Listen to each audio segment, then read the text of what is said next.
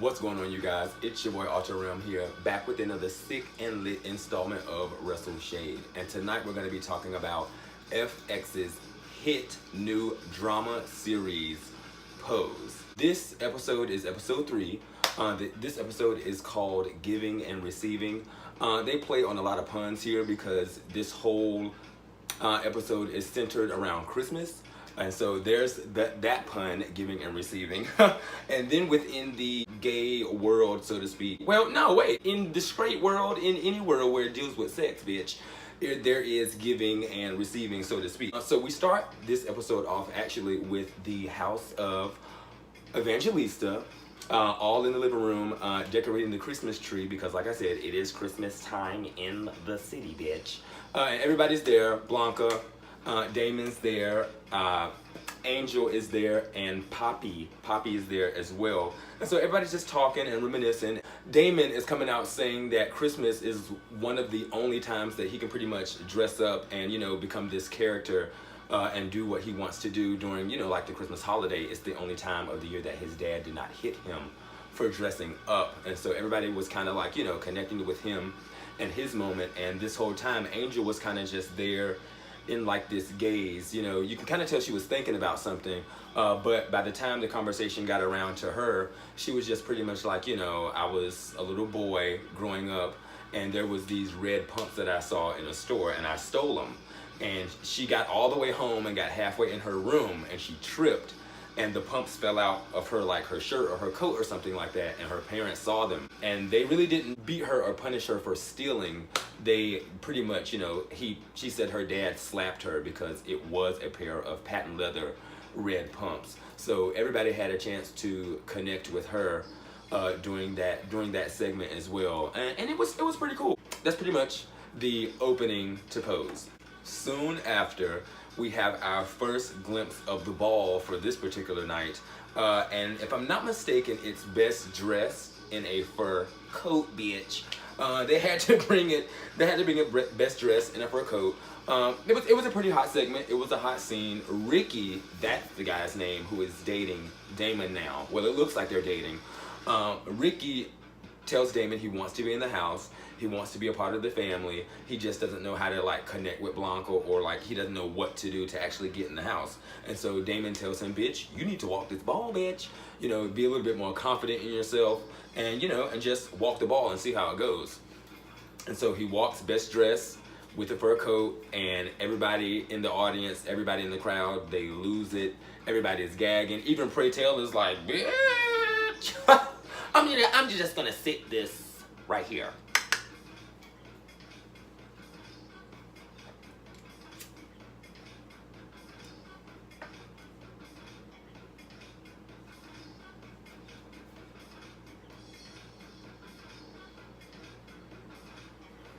So yeah, Ricky wins. He actually wins winner up for this ball. And after, you know, everything is said and done, everybody's packing, getting ready to go home and collecting their coins and everything. Pray Tell announces that there is going to be another ball in a few weeks called the Snowball. And at this ball, you know, everybody's going to be able to compete. Everybody's going to be, you know, competing as a house. And bitch, you better be there and you better be ready, bitch. Also, this Snowball is going to be used as a trial run to actually get Ricky in the house of Evangelista. When he walked this previous ball here, it was just to see if he had the gusto, if he had that star quality. Even Blanca looked at him a certain type of way when he hit the runway and started walking out. She was like, okay, bitch, he got a little something. And so it's just gonna be awesome to see where this all goes. This next segment for me was a very, very powerful segment. This was well written. I think this was well directed too. You have Pray Tell and you have Helena, the dance instructor, Damon's dance instructor. You have them in the same elevator in a hospital, going up the elevator together. The thing is here, we as the audience know Helena and know Pray Tell, bitch, because, you know, we're watching the show, but they particularly don't know each other in their lives and in their own world. So they're in the Roosevelt Hospital, and the hospital doors open, and Pray Tell walks off to the right, and Helena walks off to the left. And bitch, the way they captured this scene, you know, Pray Tell going to see a boyfriend who I'm guessing has been diagnosed. You know, he's not doing too well. His food was actually outside of the door. They hadn't even come in to give him his fucking food. And this is like the customer service and the care and the overall mission that a hospital is supposed to guide by was just totally lost. And then you have Helena on the other end of the hall. She was visiting a student of hers that she actually had taught, and it was just devastating to see him just dancing in his room and out of it, wanting her to dance with him. And he was in his robe, and you know, he had on like a pamper or a depend or something like that, and the room was a mess. It was just a real scene, bitch. That was a very real scene. And so she tried to calm him down and to talk to him, just to, like, you know, tell him like, you need to rest, you need to get it together, you don't need to be up and around like this. And he got mad at her. He was like, no, you're ruining the moment. And he started back dancing again.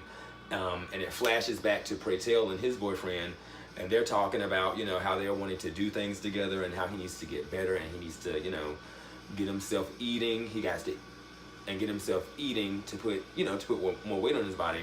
And they flash back to Helena, and by the time they get back to her, she's calmed her student down, you know, and she's telling him that she loves him, and you know, and this scene pretty much ends like that. And that was just a real powerful and gripping scene to me. It was. We have Pray Tell and Blanca. I'm guessing back at Pray Tell's home.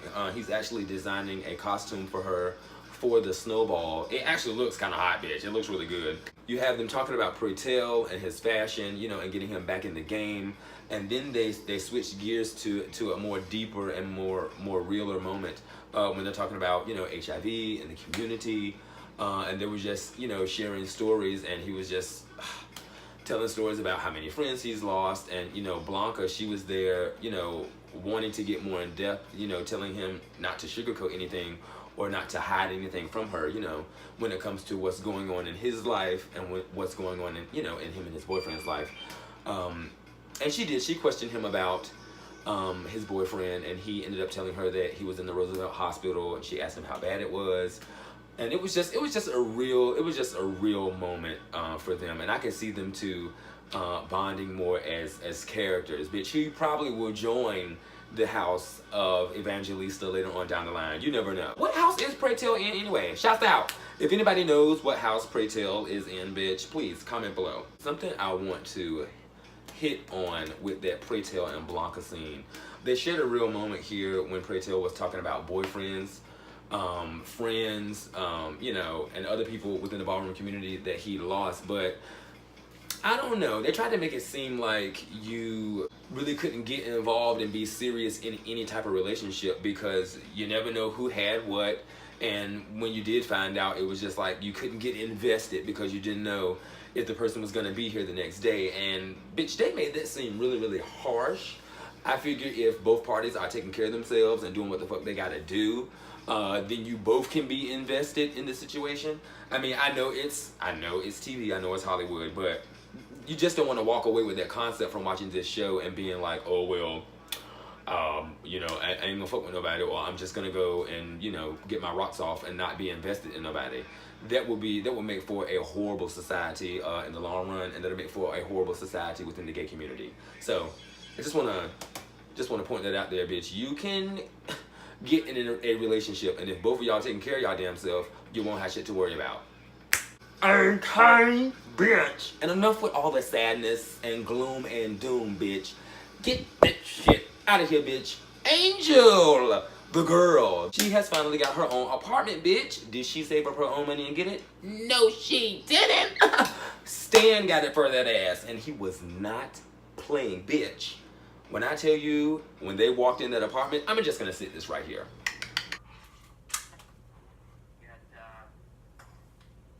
All brand new appliances, microwave, toaster, all new Formica countertops. Entire apartment laid. Food in the refrigerator. Yes, Lord. All white too, if I'm not mistaken, like white and hints of red and hints of pink and hints of orange. The scene was kind of short. I mean, they just showed, you know, them exploring the apartment. They talked a little bit, and bitch, by the next thing you know, just like the apartment was laid, Angel was laid down in the goddamn bed. It was like a soft, steamy little soft porn scene there going on, but I mean, The girls got the apartment. Stan is living a double life, bitch, and that wife has lost her mind, and the boss is sleeping with the wife all in one little gay pose gumbo, just stirred up. It's getting good. I hope they continue with this storyline. I really do want to see how this develops, and ultimately, bitch, who Stan is going to choose in the long run. In this next scene, so we go back to Helena. She's actually in the middle of teaching class, if I'm not mistaken, and she receives a phone call. One of her assistants comes in and tells her that she's received a phone call from Roosevelt Hospital. And so I'm guessing that she was going there to see him so much that they thought that Helena was, you know, this young man's family, you know, one of his family members. But she explained to them that she was just a teacher. She gets the news that he has passed away, and she's just really torn by that. But most of all, she's really angry. She's really angry about that, about the situation. So you can tell that there was a deep history between her and the student. And you can definitely tell that she cared for him and she cared about his well-being. She was the only one that was going to visit him. And so, I mean, it was just, that too was a real scene. This episode of Pose was really real, bitch. Really real. We get to Elektra. At first, I really didn't understand this whole thing that was going on, because the whole show so far, other than Angel and Stan, had been kind of centered around, you know, HIV and talking about some of the things that were going on in the community. And so Elektra Abundance, she's, you know, she's all in the waiting room, in the surgical room, bitch. I thought she was there to see what was up too, to see what her papers was saying too. And so she is there for another reason, and she's definitely has let it know, oh, I don't have the virus, I don't have this, I don't have that. And she, you know, she's giving very much whitewater cunt. She's actually there because she was the damn science experiment back in the day. Sorry! Don't mean to say it like that. If I'm not mistaken, you were receiving electroshock therapy. That was back in the day. Yeah, so Blanca was right when she said that pussy was corpse. All right, actually, you're actually in the building to receive reconstructive surgery. No shade to the girls that are receiving that. I love everyone. I love all the girls. And to each his own. But there's still this mentality there where just because you can afford a Fendi bag, or you have a sugar daddy, or you have some old ass white man giving you money every other week, that you're better than everybody else, and that don't nobody pay homage to you. I would just like to see Elektra in a more fun and more positive mode, so to speak. But bitch, there are a few people in the ballroom scene that are like that, but don't let that taint your judgment of the ballroom scene. Everybody in the ballroom scene is definitely not like that. We cut to the scene where, you know, she's already received the information that she's gonna have reconstructive surgery. You know, she's got to get money. And the girls back at the Abundance household are telling Mother Dearest, you know, what they want for Christmas and how they never get anything and how they never celebrate anything. And Mother's like, okay, bitches, you know, we're gonna get what y'all want. Yeah, I got a plan. Bitch! The Salvation Army bucket, the Christmas bucket, the Salvation Army bucket, bitch. Them bitches devised a plan to steal the Santa bucket. It was absolutely ridiculous. And bitch, Elektra was running, bitch. That bitch looked just like Carmen Sandiego in a all red trench, glasses. Just here, just take it. Let's get going. Mother has a plan to deck these fucking halls.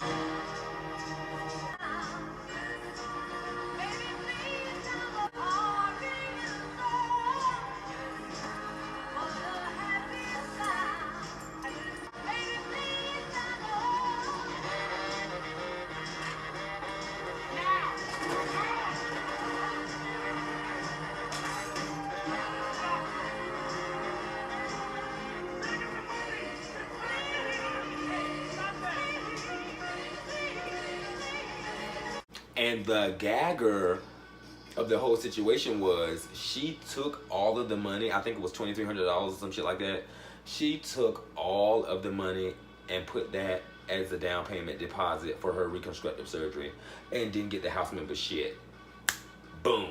Electra abundance, bitch. You gotta love it, whores. You gotta love it, bitch. That was the smoking gun. She took that money and took that shit and all quarters and dollars and everything, bitch, and put it towards her surgery. So when she gets this surgery, bitch, she's really her ego. Oh my God, she's gonna be through the goddamn roof. She's gonna be through the roof. But hey, she deserves it. She earned it.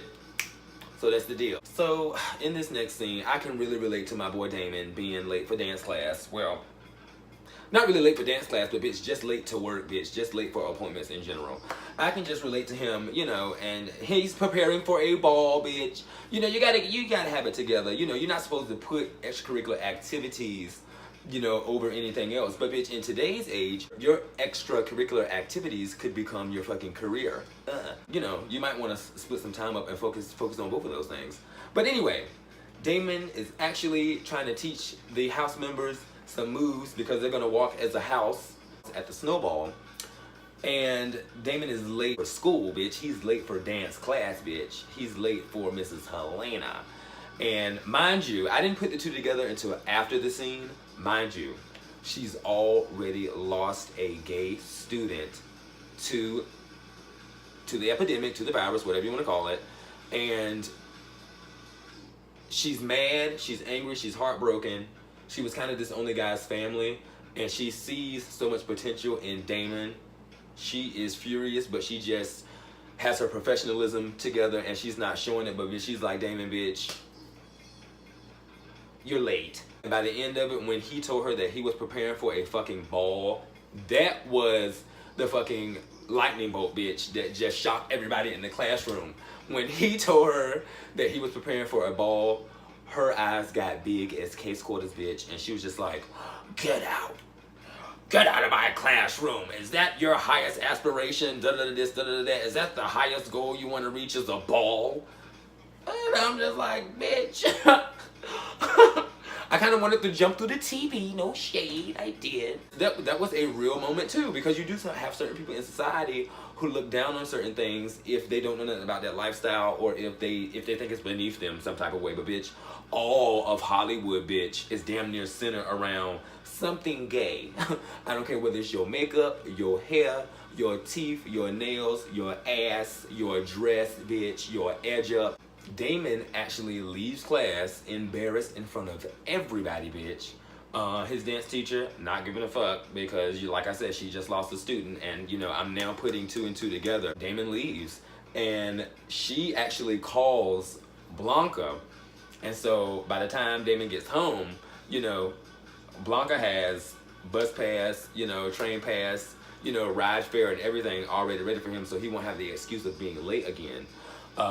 But, you know, he tells her what he told his teacher, and so Blanca actually went to go see Mrs. Helena, and Mrs. Helena kind of spit on the ballroom community in her face as well. She kind of had to clap back on that hoe for a little bit, but at the end, they had a mutual agreement. And so she told her, bitch, I'm making cuts soon. I'm making cuts this season, bitch. And Damon's first up on the chopping block if he don't get his shit together. So they fought so hard to get him into school. You know, you can't really blame Blanca for, you know, actually going and meet her woman to woman face to face, you know, and trying to talk about the situation. And you really can't blame her for getting Damon together either, because, you know, even though he's in the ballroom scene and he's doing all of this, Evangelista that, you know, his first priority should have been Don's pointing that goddamn toe. So, I mean, you know, he's get what he's getting. He's digging his own dirt. And so Blanca pretty much suspends him like a real house mother and or father would do, bitch. I still remember the day. Like any house child would be. That was a classic scene, bitch. Like any house child would be who's, you know, learning their moves, bitch, trying to get their routine together. You know, they already been to Joanne Fabrics and bought all the damn fabric, bitch. And so it's like, nah, bitch, all I'm doing is waiting to go to the ball. And then to say, you can't walk it? Bitch, I'll kill you. Bitch, I can't do what? So yeah, that's a real feeling, because bitch, I've been suspended. I know other house members who've been suspended at the ball. You getting ready to walk and your house father pull you because he feel like you're not ready to walk and he don't want to take that chop for his house. It's just Sometimes it's a real deal thing, but other times it's a mess. I don't really know if Stan's wife really knows what's going on here, or if she's just maybe putting two and two together. You know, there was a scene where she confronted him, more or less so at the end of the episode, and she says, you know, I know about your other mistress. You bought a separate gift for another bitch, and it's not going down. It's not going down on Christmas Day, bitch. And you know, she confronts him in the kitchen on Christmas Day. But some type of way, bitch, he already knows, or he didn't only buy 2 gifts, that bitch bought 3. Cause he damn sure got her something, because he didn't make it there to see her that night. And so, the wife confronts him. He bamboozles her ass because he's got both gifts right there. Like white Jesus got the whole world in his hands. He got the gift right here for her, right in her face, and she's just, you know, in remorse. She's sorry. Oh, thank you. I just missed it when it was all about us and the kids, and we didn't have all this drama, blah, blah, blah, blah, blah. Stan is fucking around. The other smoking gun is, you know, Stan's boss knows that Stan is fucking around with somebody else, because Stan told his dumb ass in episode 2. And so that kind of gives Stan's boss a little bit of leverage here, if you will. And so there's a lot of blackmail going on. There's a lot of secrecy going on. And this is going to get hot, I think. Somebody can get their ass whooped or either killed or something behind all of this crazy shit. We shoot really quickly to another ballroom scene. And this was a pretty hot scene. Shouts out to Emery Evisu, if that is still his name and that's still what he goes by. Like I said, I've been out of the loop, but I have seen him on different YouTube videos and episodes, and on Ballroom Throwbacks. Shouts out to Ballroom Throwbacks, Kelly, and that whole clique from back in the day. If you guys are still doing that, my apologies. So in this next scene, bitch, Emery is serving face for the gods, bitch. We also have Angel. We have Angel coming out as the Snow Queen. She eats it. She wins the next morning, actually, when you can really get a sense of what's going on here between Damon and Mr. Ricky Bobby. They're in the room. Mind you, Damon really doesn't know anything about sex. He really hasn't had sex. He really even doesn't know how to go about it. And so, you know, he said he was gonna let Ricky know when he was ready. And bitch, here on Christmas Day, bitch, you get your boo a gift, you make him breakfast in bed, bitch, and you're gonna give him a piece of ass all in one setting, bitch. Great Christmas gift, I guess. I have absolutely no idea, but it's really special, don't get me wrong. It's really sentimental, you know, it's really gonna have a lot of meaning, you know, to look back at the calendar and say, you know, every Christmas is when, you know. For me, you can really tell that Damon is really putting 100% into the relationship, and he's really feeling Ricky, and he's rooting for him, and he got his best interests at heart, you know, and he's in his corner. But I don't know if Ricky feels like that. He's been in the game for a while. He's definitely been through more stuff than Damon has been through, just being in the lifestyle, period. You still have to remember, Damon is fresh to all of this. So we just gonna see where it goes. Yeah, well, we all know that Stan didn't show up to Angel's house that night. She was done. She looked really good. You know, she baked cookies, bitch. She was dancing at the stove while she was making cookies, bitch, going crazy. That was a hot scene. That's one of the most things she wanted outside of everything else. She really wanted, you know, Stan to come over that night, later on that night. But, you know, Christmas Day, Stan and his wife got into it, and I don't think that Stan could have really, you know, gotten out of that situation without his wife being like, bitch, it's Christmas night, ain't no stores open, we have a washer and dryer here, we have credit cards, we have the internet, we can order a puff, bitch, where we going, where you going, what's going on? And if he is going anywhere to visit any family, bitch, I think she'd be right there with that ass. So he couldn't go. He couldn't go to see her, and she was devastated. But I kind of think she would have to know that, dealing with a married man. She was crying, and she was distraught. And by this, you can kind of tell that she is developing more feelings for him than she is letting off. And Stan is developing more feelings for her, but, you know, he got a wife and kids. That bitch got to be stone cold. Now, so, and since, you know, Stan doesn't show up, Angel actually goes to the house of Evangelista. She goes to Blanca's house, you know, to chill with them and celebrate Christmas with them. Bitch, you might as well. It's your family. like Blanca said, at the end of the day. And so they're actually talking and conversing, bitch. Next thing you know, they both look at each other, bitch, and it's like, the turkey! And the turkey is burnt, bitch. Everything gone. Smoke all through the house. They have to end up throwing it out the window. And it cuts to the next scene, and the girls are at a Chinese restaurant on Christmas night. Another sentimental moment for the girls while they were at the Chinese restaurant, you know, eating with chopsticks and things on Christmas Day. Blanca was passing out gifts, and she got everybody a gift. You can see this in this scene, but what I want to focus on is the gift that she got for Angel. She got her the red pumps, and that was just really, really special. It kind of brought her out of her whole funk to me. It kind of brought her out of her whole funk with Stan, you know, and him not showing up. And it also, you know, signified and let her know that, bitch, you know, this is real family. We're doing real things. I am serious. I want us to be bonded. You know, I want us to love one another. And if we need anything, we can count on each other. Kudos. Blanca is doing a very, very good job playing the mother role. You know, we didn't get a lot of her in this scene like we did for the past two episodes. But you know, she's still in the mix. That was a really, really good segment of this episode.